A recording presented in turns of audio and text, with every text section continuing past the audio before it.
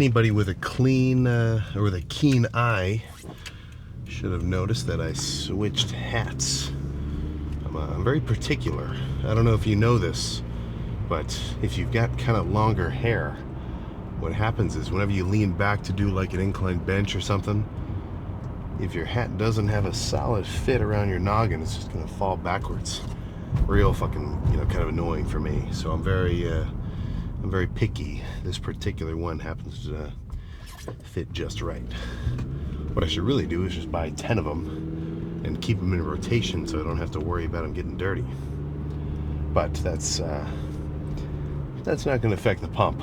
But that last blue one was getting kind of rough, and it wasn't even dirty. Like I would wash it every like week-ish. I mean, I'm not talking through the wash, but it just got like chemically bleached from the sweat. So I think it's lived its days. It's served its purpose well. But plan for tonight, 6:55. Gym closes at 8. Chest in 1 hour. More than enough time. Honestly, I could get a solid chest day in like 30 minutes. I'd be kind of rushed. Like I wouldn't be trying to dilly-dally too much. But one muscle group, a solid workout, it doesn't really take too much. Even if I was doing a little bit higher volume, like closer to 9-10 sets, as long as you're being kind of proactively not playing on your phone, just killing time, you're totally fucking good. But plan for tonight, heavy pressing, moderately heavy cable flies, some pec deck style stuff. There's a machine press at this gym that I like. It's okay, it's not it's definitely not my favorite, but it does the job. Perfect for like a superset of doing a press and a fly. If you feel like your chest days are getting a little bit stale, I mean, this could go for any lift, but chest day today, so I'll bring this up. Just do a superset, man. Throw a superset in, and it could be anything. I'd probably want to start off with my normal, heavier working sets first before I get into anything too fancy. But if it's middle of the workout, I want to change it up. I might do a set of heavy machine press and then immediately jump onto the pec deck and burn out with a weight I could do for like 10 or 15 reps. Or even the complete opposite, burn out with heavy pec deck and then jump onto a chest press as heavy as I can for, even just 5 or 6 reps, Like there's no one way to do it. No matter what kind of set you end up doing, set, movement, how many you want to add a drop set, that's almost it's almost arbitrary in a sense. Like as long as you're taking yourself pretty close to straight up muscular failure in a light squeezing kind of way or a heavy pressing strength kind of way, either way it's going to be a good set. And not that it's a guarantee, because I could go to the gym today and just sit there on the cable flies with light weight, squeeze hard, just keep pumping them out, and like I'd finish the workout with a good pump, but that wouldn't be enough stimulus to actually really cause growth. But as long as you finish your lift with a pump and you know that you went hard, I say judging the lift by how pumped you are is a pretty good scale. Because not only is it a good indicator that you pushed yourself pretty hard in your sets, and you kind of induced this fucking, pumped state, but it's also a sentiment to how well prepared you were for the lift in terms of your rest, recovery, hydration, fedness. Because if I get jack shit sleep, I'm probably not going to have the best pump of my life the next day. I'm going to be a little tired. I'm not going to be pushing it so well. My whole system's just going to be a bit more fatigued. Right? That just doesn't sound like a good lift. And if I'm not hydrated well enough, then I can have a good lift with minimal rest. Now, is it as effective as one with full rest? Of course not. But I can still have a good lift. Now, if I'm really dehydrated, like let's say I didn't drink any water today at all from when I got up to now, I can guarantee that the pump would suffer pretty much by at least half of however pumped I'm going to be. Because don't forget, your muscles don't just get pumped up and increase in size and swell up from thin air. What happens is the fluids that are kind of floating around, once you kind of induce this like you know, momentary, location-specific, well, basically inflammation. Not like an injury, but you get what I'm saying. If you don't have enough, basically, spare fluids, in a sense, floating around your bloodstream everywhere, then you're just not going to have you're just physically not going to have enough water to facilitate really fucking pumping up your chest. And then fedness, if I didn't eat anything today, then I'd probably be a little bit lower energy-wise. And that kind of plays into the same effect as not getting enough sleep.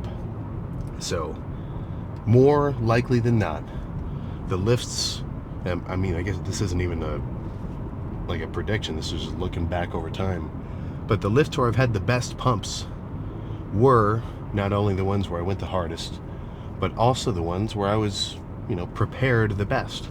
So what that tells me is I should try to get a good night's rest so that I'm gonna have a good workout the next day. I should definitely drink enough fucking fluids, for one thing, because I can't even remember the last time I've had an actual headache. If you know anybody who's kind of chronically, like, turn the lights off, man, I got a migraine right now. 9 times out of 10, their fluid intake and their electrolyte intake, down here at 0, completely crashed. So, look, it just makes sense. And I care. I don't have to tell you that I care about having a really badass fucking workout. It's like this is like my shit. This is my top priority in a way. But even if you don't, even if like you're not a complete gym freak, it's still gonna be better for you to get all these things in order. Like just a regular dude, your life is gonna be more enjoyable. You're not gonna be so stressed out. And, you know, getting a little more science-based here, you're literally gonna have lower stressed hormones. Your whole system's just gonna be performing better when you're well slept, reasonably well fed, and well hydrated. So, I mean, it's kind of nice for me, because when I say this shit, I'm like, okay, this is how you're gonna have the best workouts.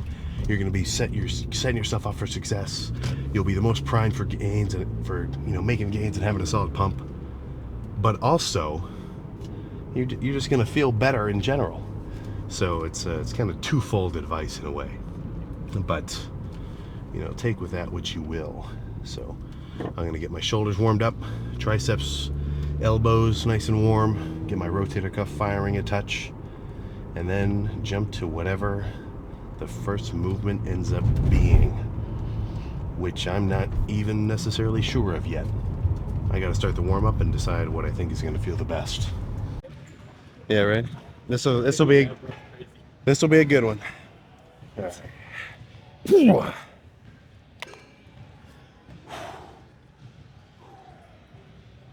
He got more than 5.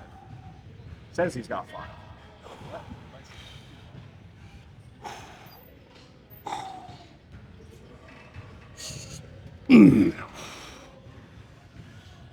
Easy. Come on. We got 3 more, man. Yeah. Come on. Yeah, hold on. Yeah. Come on, Sam. Yeah, one more.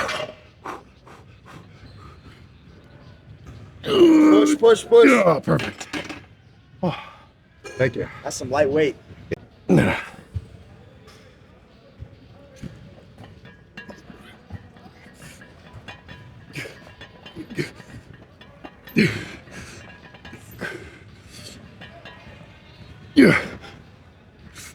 Yeah.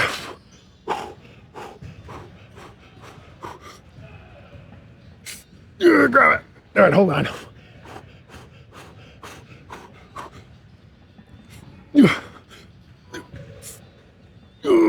Okay. Thank you. Yeah, dude, nice. One more.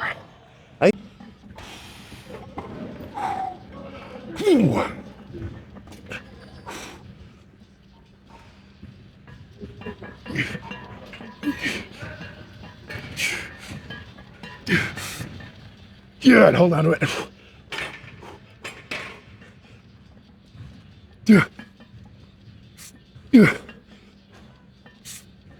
One more.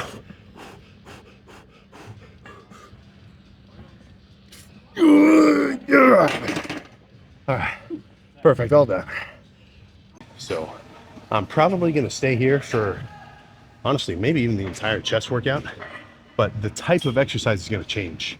This is gonna be a bent over, kind of converging cable press kind of set to start with. I might do 1 or 2 of these. This is definitely heavy. This is a hard working set. But when I switch to flies, that'll be a bit more kind of squeezing, lighter weight, burning out kind of focused. But either way, let's throw this one around. And then one little thing that I think about, this is a lot of weight. A lot of weight to go from here to just manhandling with my forearms inward, where I feel like I'm gonna tweak my forearms. So instead of just grabbing it and trying to heave it forward from a fully stretched position, I'll kind of grab one arm at a time so I can start from kind of a more natural, less, let's say, lower chance of injury kind of method.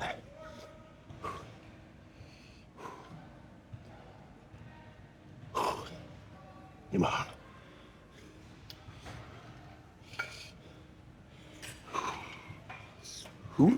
Yeah.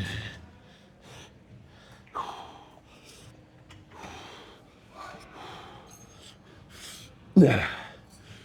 Yeah. Yeah. Yeah. Yeah. Yeah. Yeah. Oh my God. Okay. Way too heavy. I gotta drop the weight. Good set though.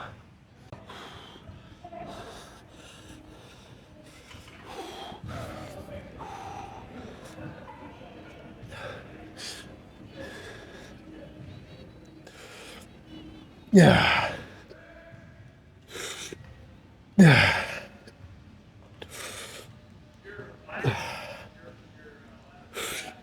Yeah.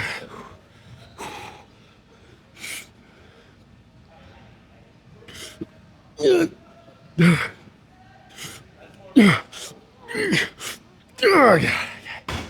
Oh. All right. Let's finish with flies, and I think 2 of those will be it. Ah, come on.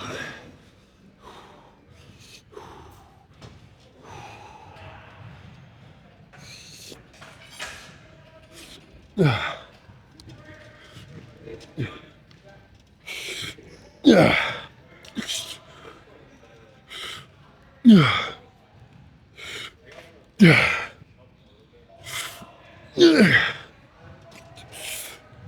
Yeah.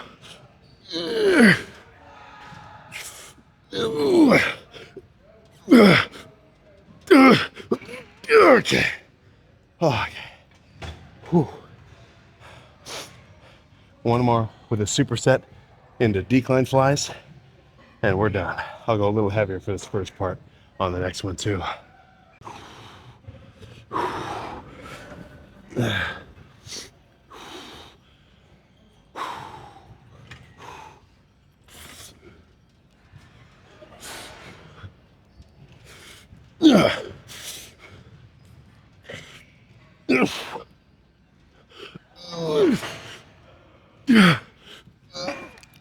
Okay.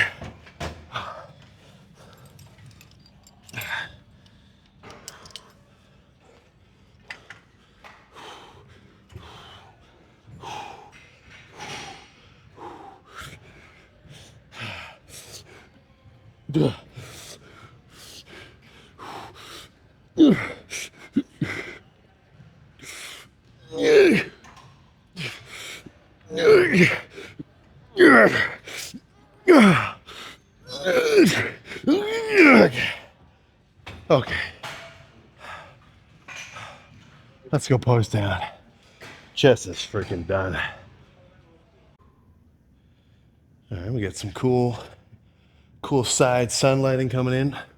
Solid spotlight in a relatively dim room. I don't know if you know lifter math or goon lighting mathematics, but that all adds up to a pretty fucking baller pump check. So that was only 6 sets. 3 sets of bench incline, 1 set of cable press, and then, no, was it 2 sets? 2, yeah, wait. 2 sets, so 7 sets. I'm fine with that, man. So let's see what kind of pump resulted. And honestly, I think when I hear people say that they complain about a workout I do where it's, you only did 2 movements? Well, that's not a complete workout. Well, I hate to say it. Oh my goodness.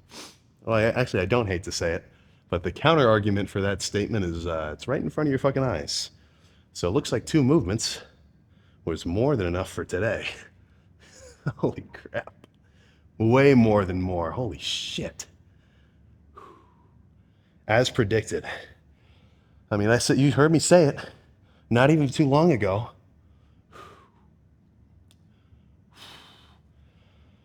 When you start dieting down, initially, you're literally going to look worse.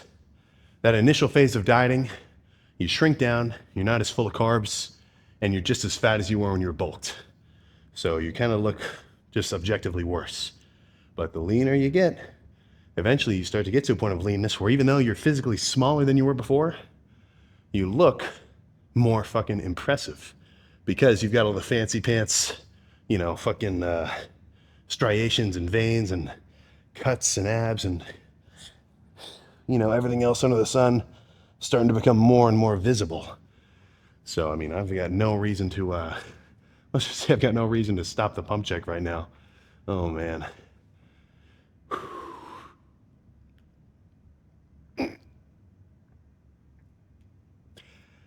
Oh, okay.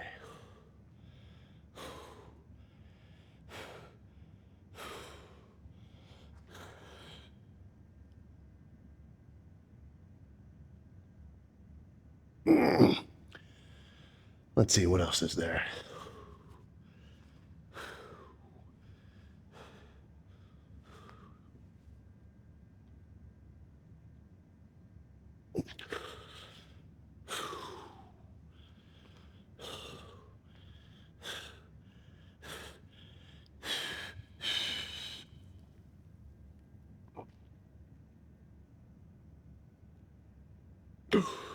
Oh. Oh my goodness. It is hard to hold a fucking vacuum double body shot after a full chest day. But no, I am extremely happy with this so far.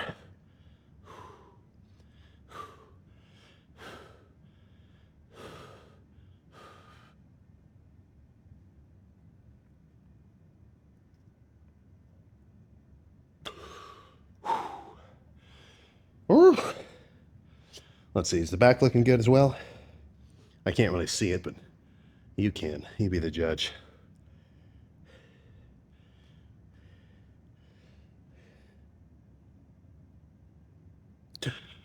Oh man. Pumped, fatigued, veiny, striated, fucking shoulders going bananas. This is actually a cool shot right here. I'll try to hold my breath for a really veiny kind of pump check or pump shot, and then we can get out of here.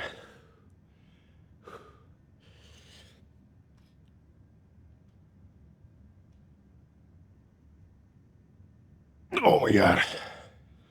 Oh. So, I'll give you one more little tidbit of intel. The way that I'm posing right now is very different than the way that I'd be posing on a bodybuilding stage, right? Let's fast forward to whenever I do my first bodybuilding show or whatever.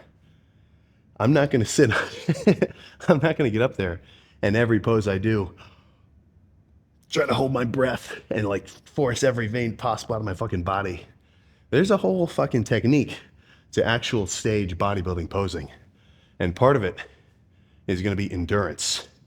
Like you wouldn't want to sit here and literally just fucking completely hold your breath, shut off your oxygen supply, and then by the time you're ready for your next pose, you got to catch your breath, So when these guys are posing, even though they're flexing hard, they're not like squeezing as hard as possible.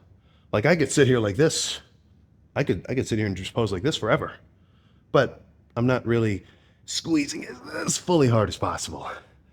So don't give me too much flack for having to bend over and take a deep breath after a crazy vacuum.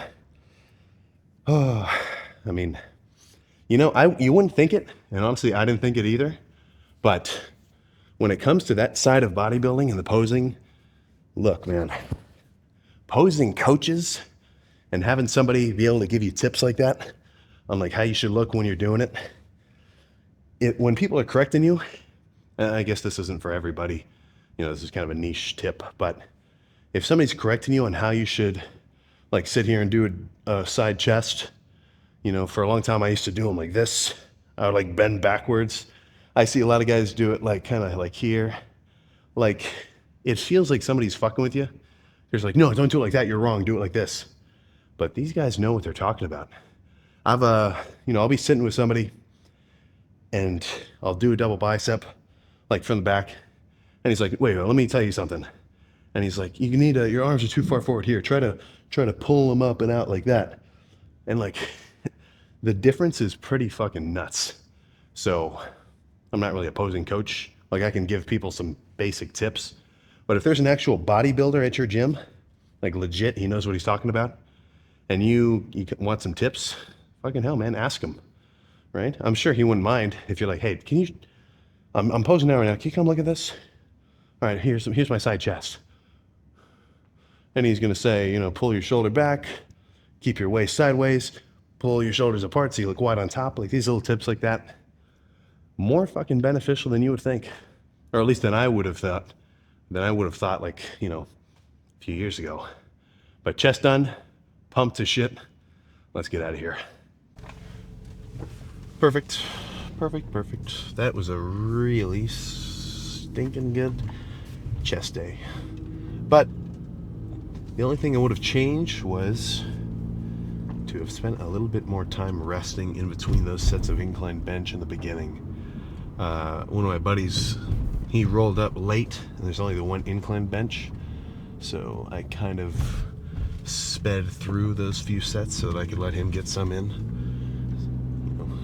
Gotta share the wealth, man. Let everybody get a solid pump. Especially if the gym is about to close. You gotta be open to working it.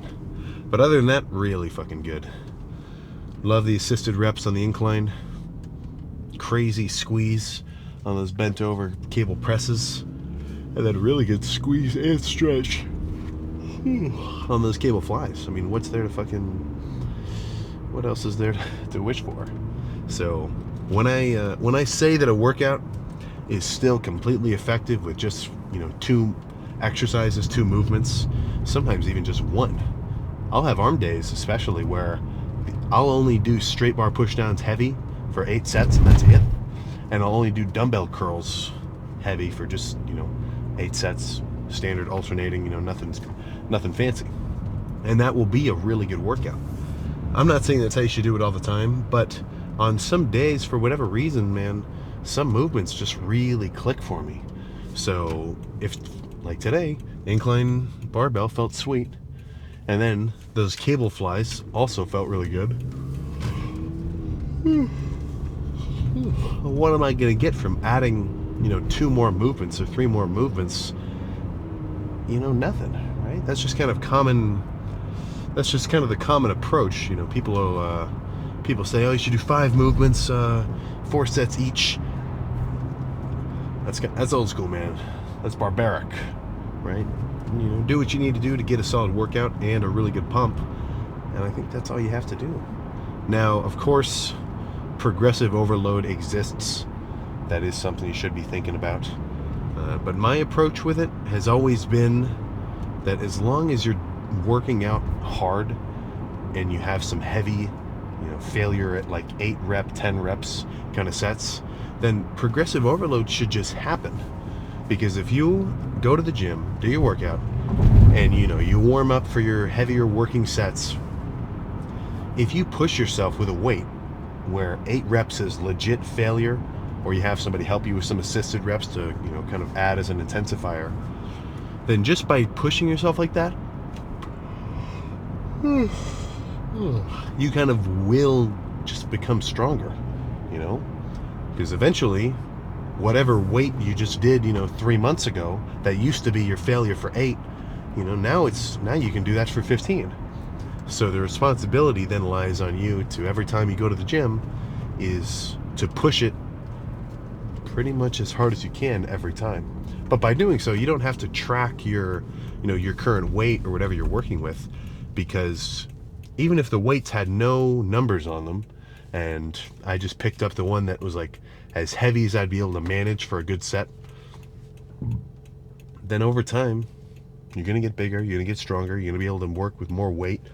I'm no power lifter, of course, but in the process of growing, you're going to become stronger, and a dumbbell that used to be your perfect working weight is now nothing but a warm-up.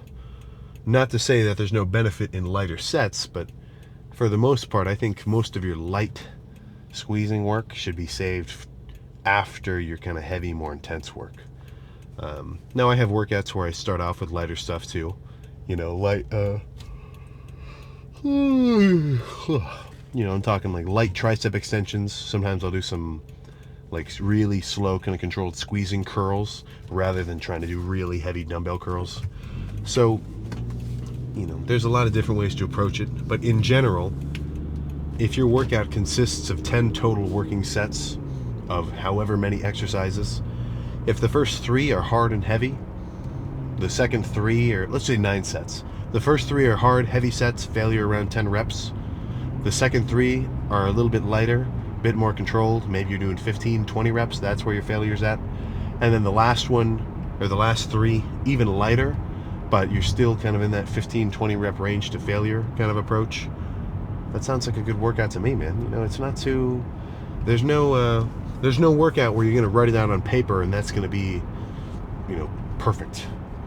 It's more so, you do what you know is going to feel good and be able to hit whatever muscle you're targeting. And then if you go hard, shit, man, things are just going to start happening.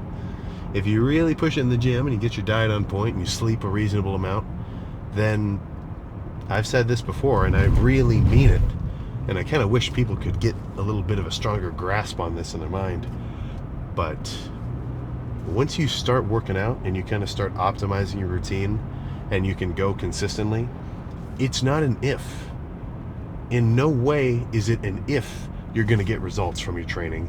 It's just a when. It's purely a when. So for someone to go from no gym at all to going to the gym, let's say even just 4 days a week, just like, I'd probably prefer they try to go a bit more, but whatever. Let's say 4 days a week for the next year. They're going to look maybe not unrecognizable, but they're going to look different. Even just going to the gym 4 days a week, doing a basic workout, break a sweat, you are going to look very different than you did before. And in my experience, once you realize that difference, and once you kind of see the results that your training has gotten you, that is, pretty much every case, a motivator to go even harder and get even more results. If somebody is, for whatever reason inclined to start the gym, which I think we all should be, and they're like, they're only kind of into it. They're like, yeah, my friends do it, so I kind of tag along. I do what they do, I don't, I let them lead.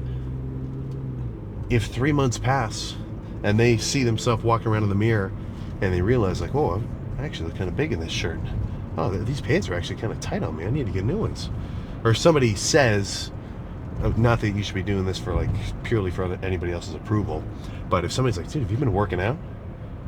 To the beginner, that's like crack cocaine. Oh, I have been working out, and they noticed. All right, let's keep.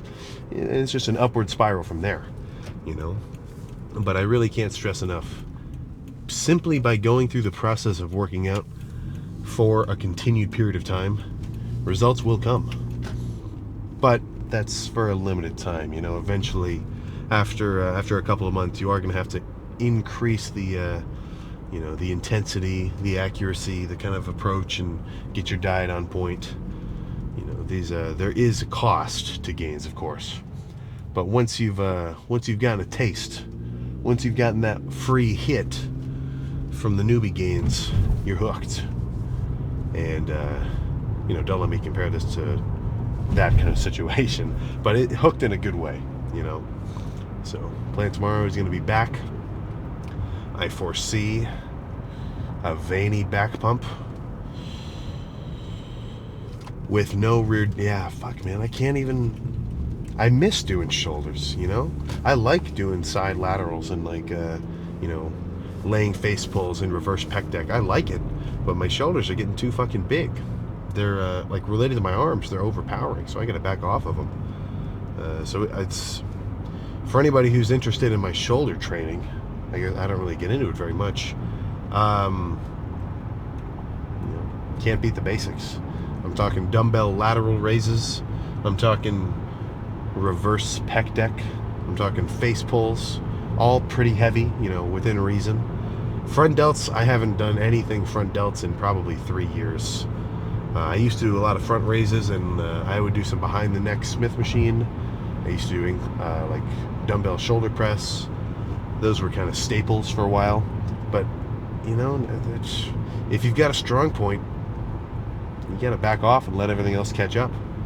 Now, if for whatever reason I absolutely loved the look of like shoulders which were disproportionately large, then I'd be hitting shoulders twice a fucking week like everything else, and they would be even crazier than they look now.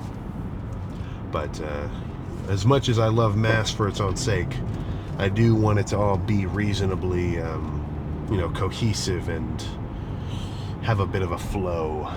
So if my shoulders were to double in size and everything else stay the same, that's going to take away from it. You know, I need my arms to catch up. I wouldn't mind if my arms exceeded my shoulders, but that's what I'm going to be focusing on in the bulk. Right? No more, no shoulder activation. So I can kind of bias some bicep, tricep hypertrophy, so that my arms can kind of develop enough to be about the same size around as my shoulders are. That's usually, if I were to give you a little rule of thumb, that's usually my gauge for what's ahead of what, you know. So don't get too excited for a shoulder lift upload. That might be a while. I'll do one every so often, just kind of for, I mean, kind of just for fun, you know, just to get the blood moving in there. But my shoulders aren't going to shrink. I need everything else to catch up to them. Cardio in the morning, I did 45 minutes this morning instead of 30. Just, well, yeah, just because I kind of felt like it, but also trying to make up for you guys skipping your cardio, so I'll do a little bit extra to kind of balance out the scales. But that's the plan for tomorrow. Probably not 45, probably just 30 again like normal. And then back day in the evening, followed by a good night's rest. Can't wait. So I'll see you then.